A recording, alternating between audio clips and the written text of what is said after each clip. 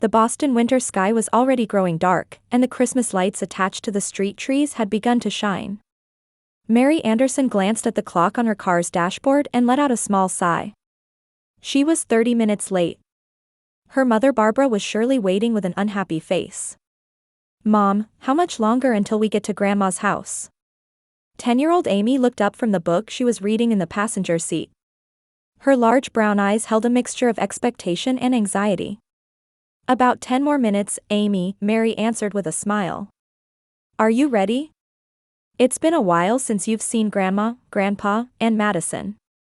Amy was quiet for a moment, then nodded silently. "I wonder if I can see Madison's new ballet shoes." Mary thought she caught a momentary cloud passing over her daughter's expression, but quickly responded in a cheerful voice. "Of course. And Grandpa will surely want to hear about your drawings." In her heart, Mary prayed that this Christmas vacation would pass peacefully. Though she was successful as an accountant and led an independent life, whenever she returned to her parents' home, she was always overcome with the same feeling of powerlessness she had as a teenager, especially in front of her mother Barbara. About 5 years ago, Mary had begun a separation from her husband David. His infidelity and financial irresponsibility were the reasons. Though the legal divorce had not yet been finalized, she was essentially living as a single mother. David only paid child support irregularly and had almost no contact with Amy. "There it is, Amy. I can see Grandma's house now." A large, New England-style White House came into view.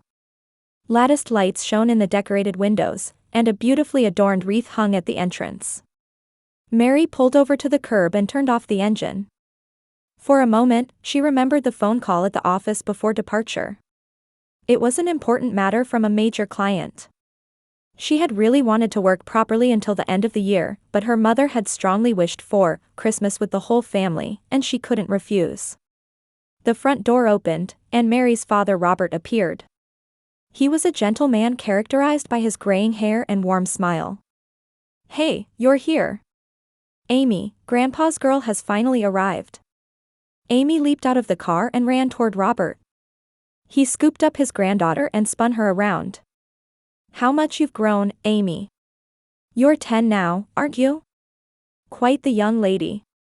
Mary watched her father and daughter while taking suitcases out of the trunk. At least her father remained kind. However, she sensed something troubled behind his smile. "Mary. You've finally arrived. You're past the agreed time." Barbara appeared at the entrance, directing a stern gaze at her daughter. She had styled her permed blonde hair and was wearing a warm cashmere sweater with a pearl necklace. Beside her stood Mary's sister Jennifer and her daughter Madison. "I'm sorry, Mom. A sudden work matter came up at the office," Mary apologized, but Barbara waved her hand dismissively. "Work, work, always work. Is it more important than family time?" Jennifer arrived yesterday morning. Mary took a deep breath to maintain her composure. Jennifer is a full-time housewife, so she has flexible time. "I have a job." "Mom," Amy called in a small voice. "May I say hello to Madison?" Mary gently stroked her daughter's shoulder. "Of course." Amy approached Madison and shyly waved. "It's been a while, Madison." Madison looked at Amy from under her eyelashes and barely nodded. Her new dress and ballet shoes were clearly expensive. "Madison, don't you have something to say to Amy?" Jennifer gently pushed her daughter's back. "Hello, Amy," Madison finally spoke. "Your dress is cute. Did you buy it on sale?" Jennifer giggled, and Barbara smiled. Mary felt angry, but before she could speak, Robert intervened. "Well, everyone, let's go inside. It's cold out here. Amy, would you help Grandpa carry your luggage?"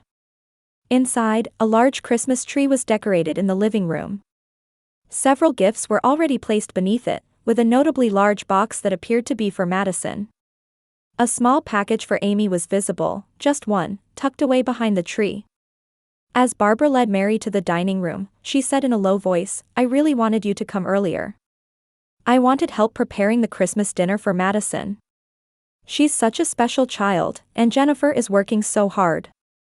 Amy is a very special child too, Mom, Mary quietly objected. Yes, of course, Barbara replied dismissively. But Madison won a ballet competition. Your child. She paused for a moment as if searching for words. Likes art. Mary inhaled deeply, sincerely wishing for a peaceful Christmas. However, when she returned to the living room, she encountered Madison dropping Amy's picture book on the floor and saying sorry in an obviously insincere way.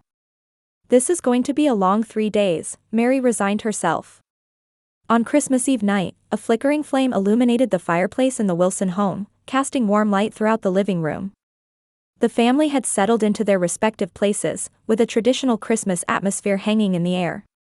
Yet beneath the calm surface flowed a definite tension. Robert sat in an armchair beside the fireplace, slowly swirling whiskey in his glass. His gaze was directed at the flames, but his eyes seemed to be looking at something far away. Mary observed her father with concern. His usual jokes and cheerful topics were few tonight, and he wore a brooding expression. Dad, are you okay? Mary rose from the sofa and moved closer to her father. Robert smiled as if coming back to himself, but the smile didn't reach his eyes. Oh, it's nothing. When you get older, Christmas becomes a season of memories. Barbara and Jennifer continued their conversation loudly at the dining table while looking through Madison's photo album. This photo is from Madison's ballet recital. Her teacher says she has special talent, Jennifer said proudly. Of course, Barbara responded while patting her granddaughter's head. She has my blood. Do you remember when I took dance lessons in my youth? Amy sat alone near the Christmas tree, drawing something in the sketchbook she had brought. Sometimes she would glance in Madison's direction, but quickly return to her drawing. Mary's heart ached at her daughter's lonely figure. Amy, what are you drawing? Mary sat next to her daughter. A Christmas picture, Amy answered in a small voice. I want to show it to Grandpa. Hearing this, Robert stood up from his chair and came to Amy's side. Let me see, Amy. Amy hesitantly opened her sketchbook. It showed a colorful Christmas tree with the family gathered around it. Robert's eyes lit up at the carefully detailed drawing. This is wonderful. You really have talent. Robert said as if genuinely moved. Madison, why don't you play with Amy? Robert suggested. You're both the same age, it should be fun. Madison made a displeased face but reluctantly walked toward Amy at her mother's urging. What do you want to play? Draw pictures. Amy suggested hopefully. I brought extra drawing paper. Boring, Madison immediately refused. I want to watch videos on my tablet. Madison, Robert said in a gentle but firm voice. Christmas is a time to spend with family. Why don't you spend a little time with your cousin? Madison grudgingly agreed and began looking at Amy's sketchbook. However, her face clearly showed dissatisfaction. Within minutes, Madison suddenly dropped Amy's sketchbook on the floor. Sorry, my hand slipped, Madison said unapologetically and returned to Barbara and Jennifer. Amy silently picked up her sketchbook and gently smoothed the wrinkled pages. Mary felt her face growing hot with anger, but Robert placed a hand on her shoulder. I'll talk to them, Robert said as he headed toward Barbara and Jennifer. However, before he could say anything, Barbara spoke up. Let's have dinner now. A special Christmas Eve dinner. The table was set with roast turkey, mashed potatoes, green bean casserole, and cranberry sauce. Barbara proudly surveyed the table. Jennifer and I prepared it since this morning. All Madison's favorite recipes. Mom, it's a lovely dinner, Mary said in a deliberately cheerful voice. I'm sorry I couldn't help. Well, you're busy with work, Barbara's words contained sarcasm.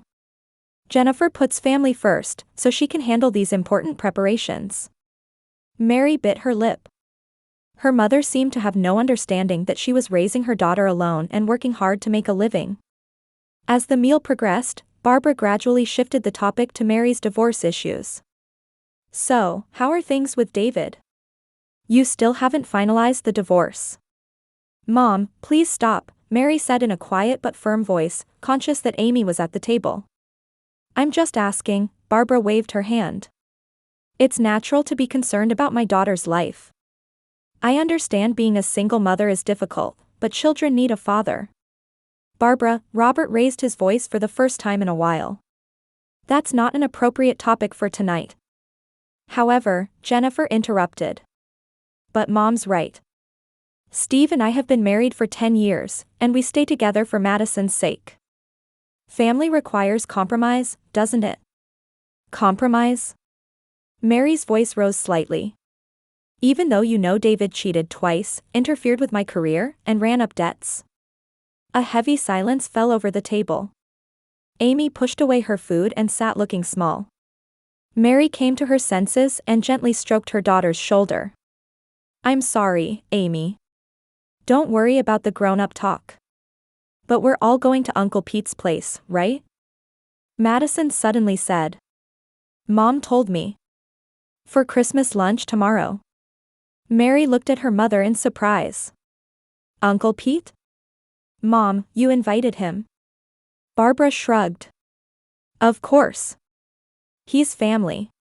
Pete was Barbara's brother who had once publicly stated that Mary's job was not suitable for women and had taken David's side in the divorce issue. Mary felt angry at this choice but didn't want to continue arguing in front of Amy. I'm looking forward to tomorrow morning, Robert suddenly said in a quiet voice. Everyone turned to him. Especially you two, Amy and Madison. Santa will surely bring you something wonderful. There was a strange light in his eyes. Mary sensed something like determination in his expression and felt momentarily anxious. Dad, are you okay? Mary asked again. Robert smiled gently. Yes, tomorrow will be an unforgettable Christmas. That much I promise. As bedtime approached, Amy nestled next to Mary, her eyes shining with anticipation for Christmas morning. Mom, do you think Santa will come tomorrow? Of course, Amy, Mary answered while stroking her daughter's hair. Anxiety spread in her chest. Mom, wake up. It's Christmas. Amy's excited voice woke Mary. The early morning light filtered through the curtains, filling the room with a pale glow. The clock showed 6:30. Amy, it's still early, Mary said sleepily, but her heart warmed at the expectation shining on her daughter's face. But I want to see if Santa came. Amy was already bouncing by the door in her pajamas, her small face filled with pure joy. Mary smiled and got up. She felt saved by her daughter's innocent appearance, which made her forget last night's tension. All right. But Grandma and the others might still be asleep, so be quiet. Grandpa is awake, Amy replied. I saw him making something in the kitchen. The two went downstairs. Indeed, the scent of coffee wafted from the kitchen. Colorful lights from the Christmas tree were visible from the downstairs living room. Amy.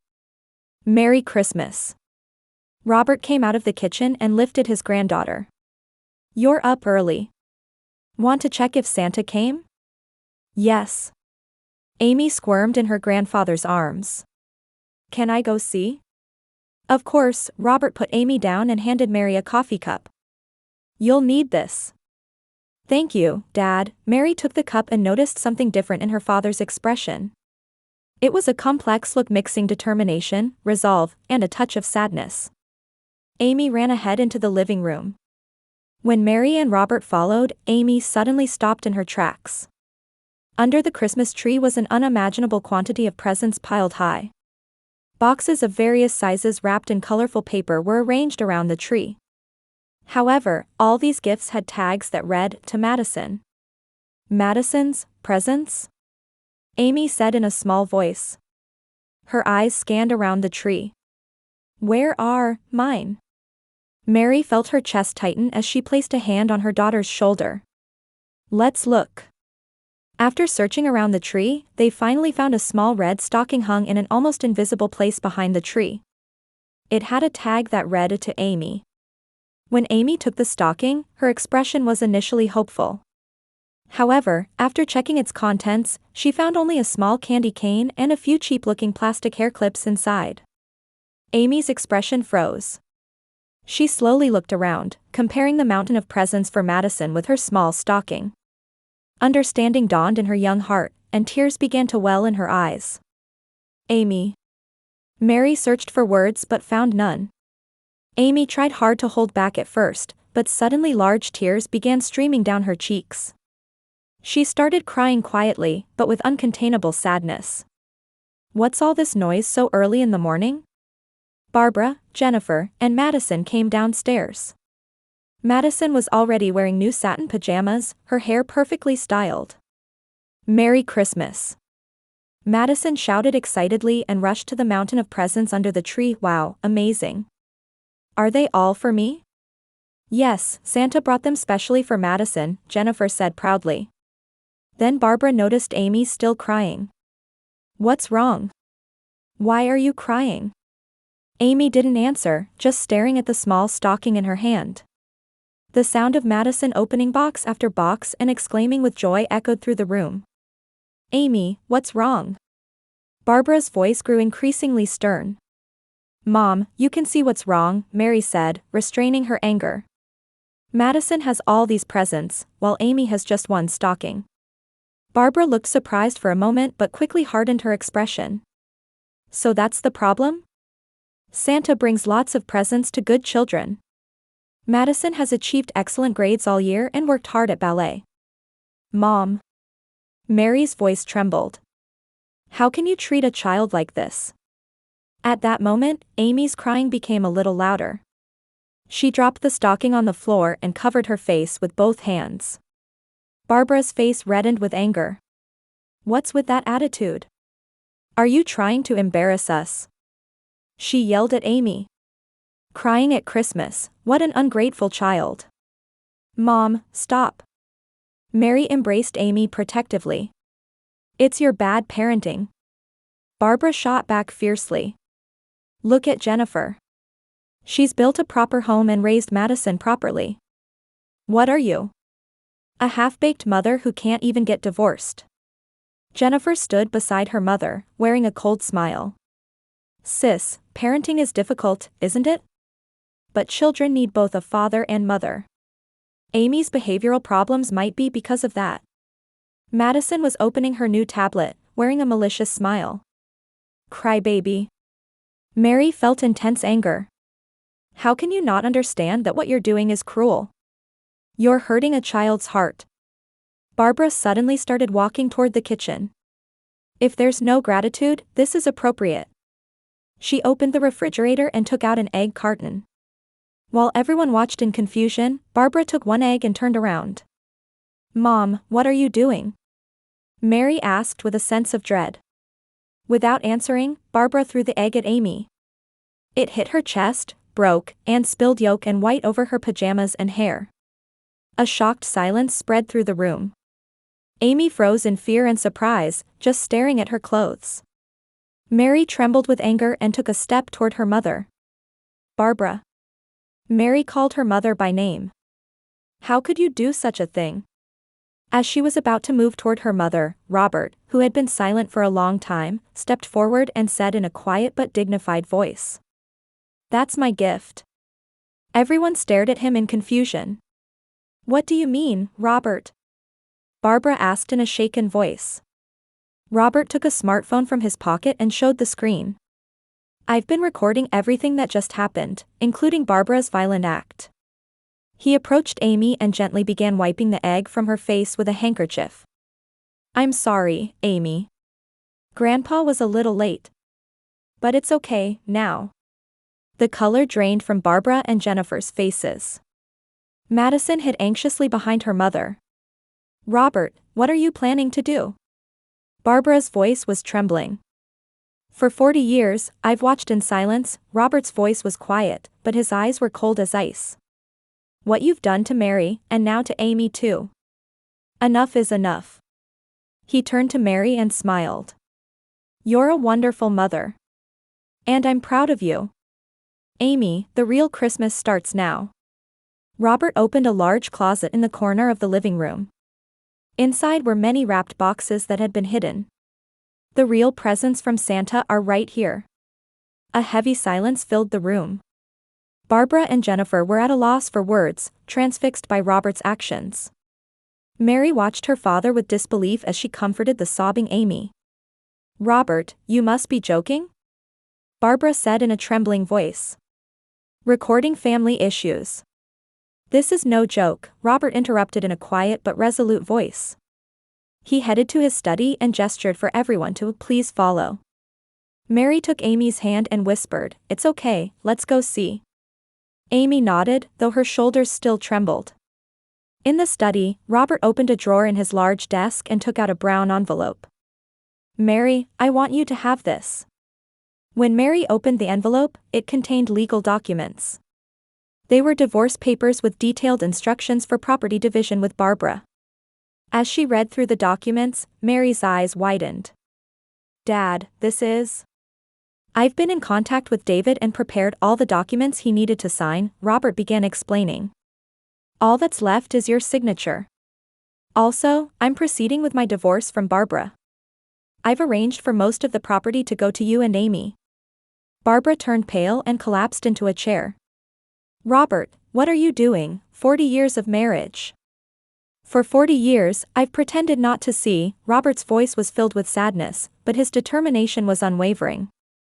"How you've always been critical of Mary and favored her sister." "I was weak. I couldn't stand up. But today's events strengthened my resolve." Robert took out a tablet and tapped the screen. It displayed a list of video clips with dates and times. "These are records I've kept for the past 3 years. Evidence of the psychological abuse and verbal insults Barbara and Jennifer have inflicted on Mary and Amy." Mary gasped. "Dad, you've been..." "I couldn't forgive myself for failing to protect my daughter and granddaughter." Tears welled in Robert's eyes. "Mary, I'm sorry. I should have acted sooner." Amy approached her grandfather and took his hand. "Grandpa, don't cry." Robert gently embraced Amy. "Amy, I need to apologize to you too. But it's going to be okay, now." He stood up and said, "Wait a moment," then left the room. A few minutes later, he returned carrying several large boxes. "These are the real Christmas presents." Robert placed the boxes in front of Amy.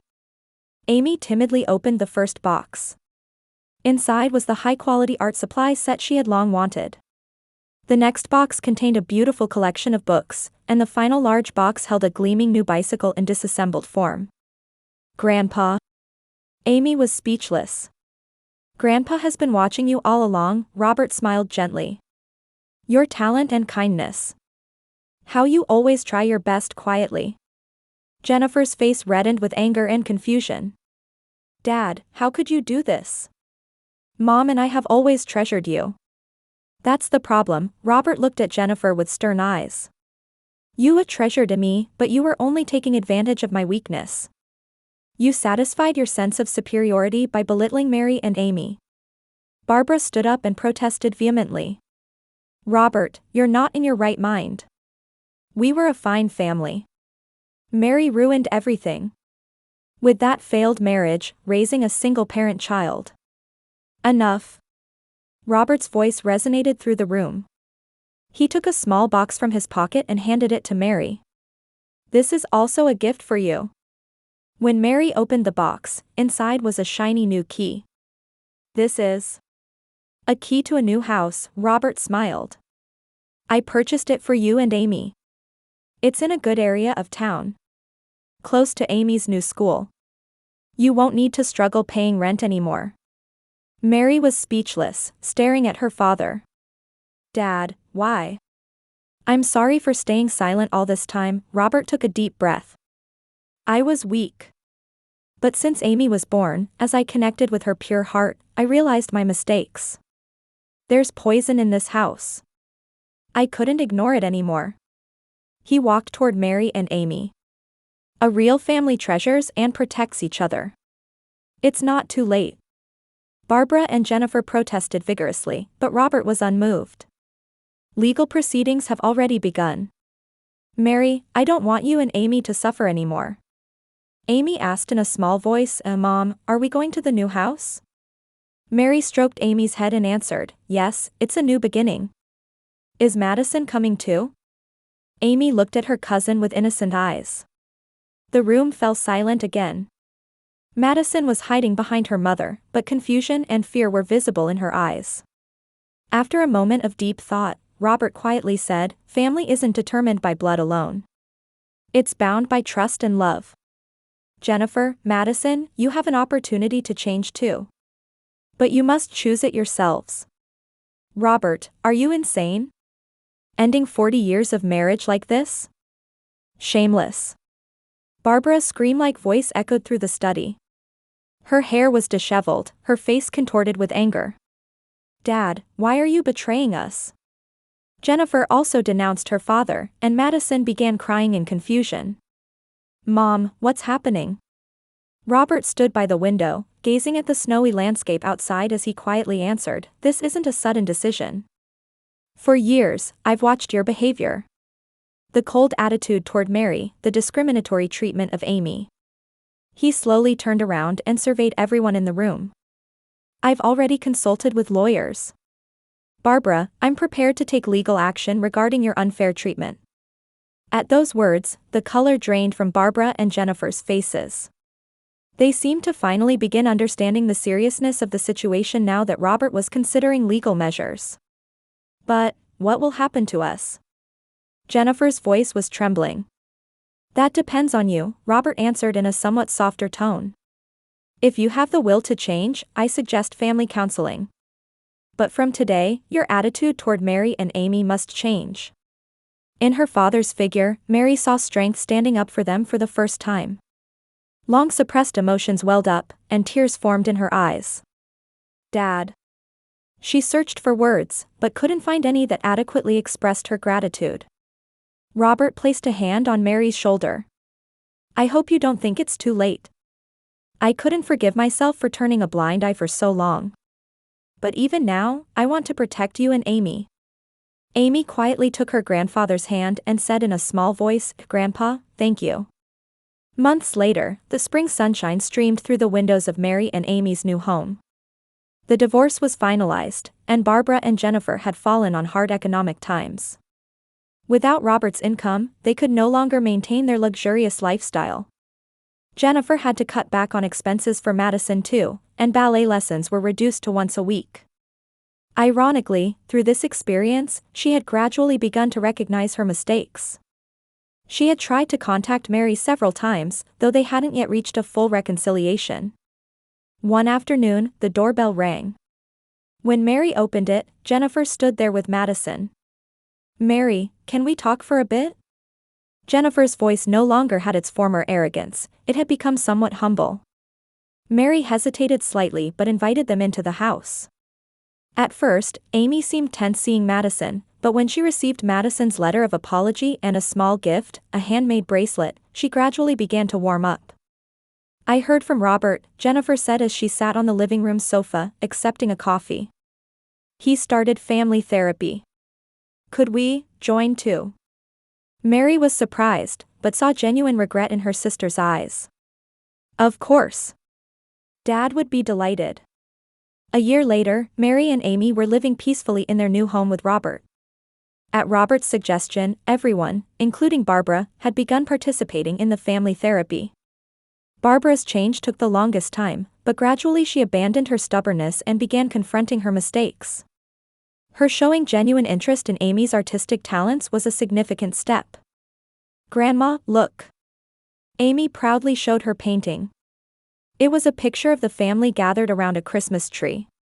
"That's wonderful, Amy," Barbara exclaimed with sincere admiration. Unlike her previous fake praise, this time her words contained truth. In the living room, a Christmas tree decorated together by Madison and Amy sparkled. The relationship between the two girls had improved gradually, and they now occasionally played together. Robert stood by the fireplace, looking over the entire family. "Love is a choice, demonstrated by daily actions," he spoke quietly. "I'm grateful for the opportunity to re-examine the meaning of family." Later that night, after everyone had retired to their rooms, Mary stood by the window, looking up at the starry sky. Life had changed in a direction she couldn't have imagined a year ago. One courageous action had changed the unhealthy family dynamics that had persisted for decades. Amy slept under the new Christmas tree, this time surrounded by genuine affection. A peaceful smile adorned her face. Mary gently closed the door and headed to her own room. Tomorrow would be a new day. And the days ahead would be filled with true family bonds based on truth and love.